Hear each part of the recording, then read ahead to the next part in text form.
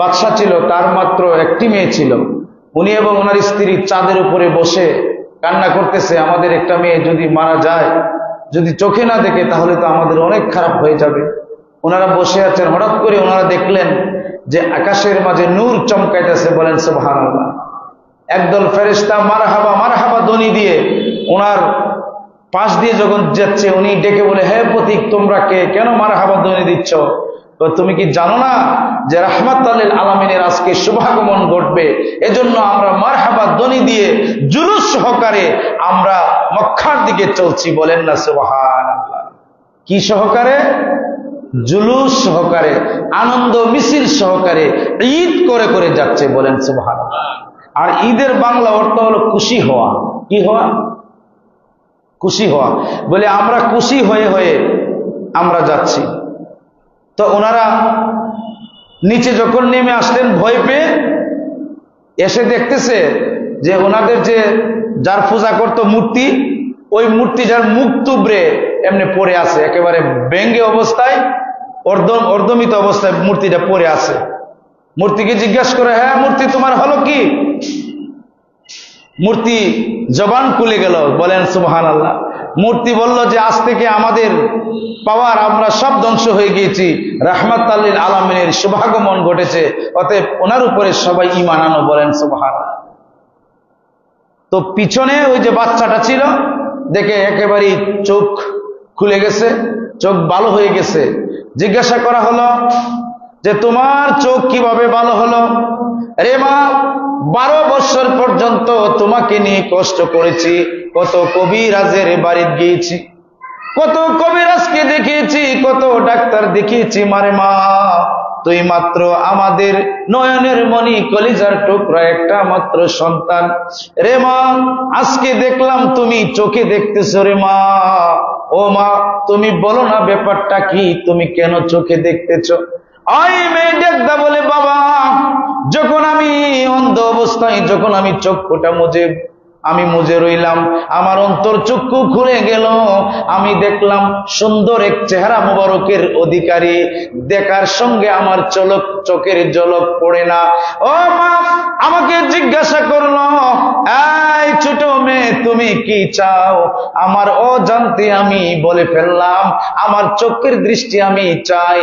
আর আমি বলতেছি, আপনি কে, দয়া করে বলুন। তিনি বলতেছে, রে মেয়ে, তুমি যার পূজা করতেছো তা এই সমস্ত কিছু ধ্বংস হয়ে যাবে। আমি হচ্ছে সেই রাহমাতুল লিল আলামিন, আমি আল্লাহ পাকের নূরের নবী। বলেন সুবহানাল্লাহ। আল্লাহ নবী রাহমাতুল লিল আলামিন ওই অন্ধ মেয়েটার চোখ যখন বুলিয়ে দিলেন, সে চক্ষু দেখলো এবং সে বলতেছে, ও বাবা, আমি যখন চক্ষুটা খুললাম, আমি দেখতে পেলাম জুলুস আকারে যাকে যাকে ফেরেশতাগণ ওই মক্কার দিকে মারহাবা ইয়া রাসূলুল্লাহ, মারহাবা ইয়া হাবিবাল্লাহ জুলুস করে করে মক্কার দিকে তারা চলতেছে। বলেন সুবহানাল্লাহ। ওই মেয়েটা তখন চোখের জ্যোতি পাইছে। এটা কোন কিতাব?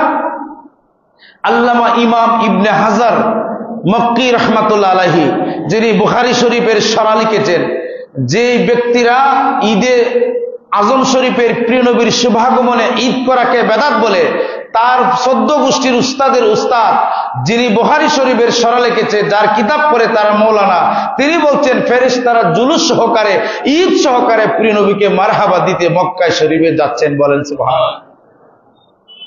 আর এই মৌলবী কি বলে যে ঈদ নাকি কোরআন হাদিসে নাই।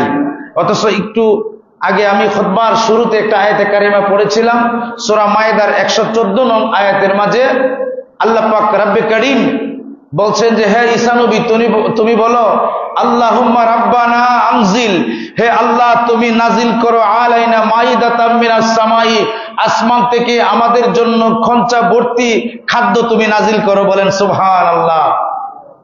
যখন তুমি আসমান থেকে খঞ্চা ভর্তি খাদ্য নাজিল করবেন, কেন নাজিল করবেন? যে তাকুলু লানা ঈদাল, যে আমরা এই দিনটিকে আমরা ঈদ হিসাবে উদযাপন করব। বলেন সুবহানাল্লাহ। তো কোরআন শরীফে ঈদের কথা আছে না? সূরা মাইদার 114 নং আয়াত আল্লাহ বলছেন যে ঈসা নবী বলতেছে যে, মুসা নবী, যে আপনি যখন খাদ্য যখন পাঠাবেন আমরা এই খাদ্য পেয়ে আমরা ঈদ পালন করব। তাকুনু লানা ঈদান, যে আমরা ঈদ পালন করব। কেন পালন করব? লি আউয়ালিনা ওয়া আখিরিনা, আমাদের পূর্ববর্তী এবং পরবর্তীগণ যেন কি করতে পারে, তাদের জন্য রেখে যেতে পারি আয়াতাম মিনক, এটা আপনার পক্ষ থেকে একটা নিদর্শন। বলেন সুবহানাল্লাহ। তাহলে আসমান থেকে খাদ্য ভর্তি খঞ্চা এসেছে ঈসা নবীর দোয়ার বরকতে বনি ইসরাইলের জন্য। কোরআনে আল্লাহ পাক এটাকে ঈদের দিন হিসাবে ঘোষণা করেছেন, খাদ্য যে তারা পেয়েছে এই দিনটিতে। বলেন সুবহানাল্লাহ।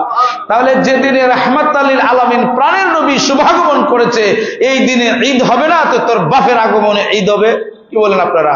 শুধু ঈদ না, তুমি যে বাইতুল মুকাররমের খতিব, জাতীয় মসজিদের আব্দুল মালিক সাহেব, তুমি বলছো ঈদে মিলাদুন নবী অর্থাৎ ঈদে আজম শরীফের অস্তিত্ব নাই। বলেন নাউজুবিল্লাহ। তোমাকে বলছি, তোমার উস্তাদের উস্তাদ, তোমার 14 গোষ্ঠীর উস্তাদ, এই সমস্ত উস্তাদের উস্তাদ হাজী আমদাদুল্লাহ মুহাজিরে মক্কি রাহমাতুল্লাহ আলাইহি ফয়সালায়ে হাফতে মাসালার মাঝে 7 মাসালা